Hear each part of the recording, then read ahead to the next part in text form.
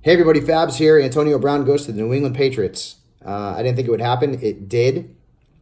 From a fantasy perspective, if you got Tom Brady, you're dancing in the streets right now, back to being a QB1, a guy you drafted as a QB2, has his best weapon since Randy Moss at this point.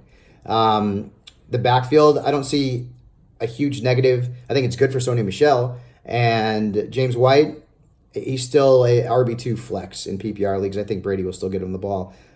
Won't be what he was last season, though. Now, Julian Edelman and Josh Gordon, they take the hits. Edelman was being drafted as a high wide receiver 2. Sometimes he was being drafted as a low 1.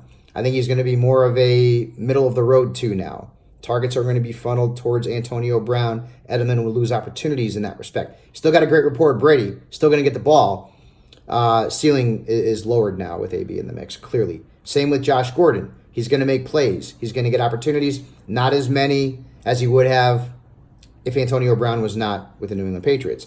So, Edelman, Gordon, this week, start him as you would, because AB can't play this week. He can't play until week 2. He's not eligible. So, week 1, status quo. Go with who you were going with. Edelman's a guy you start. Gordon probably is a flex in some leagues. Moving forward, what do I think about Antonio Brown? I mean, talent just supersedes stupid and immature behavior. We've seen it time and time again in sports. And I do feel bad for the Raiders and John Gruden, and especially Mike Mayock, a former colleague at NFL Network.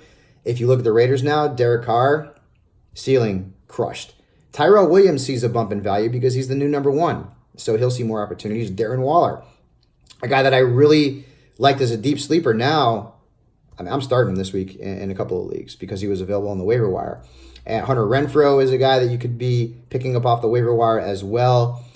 He should see a little bit of an uptick in targets in terms of our projections. So Renfrow in deeper leagues, worth a look. Now, let's talk about Antonio Brown. AB was and has been an elite fantasy receiver, the elite fantasy receiver for a long time. Do I think he'll be a top 5 receiver in New England? No. Do I think he'll be a top 10 receiver in New England? I think that's likely.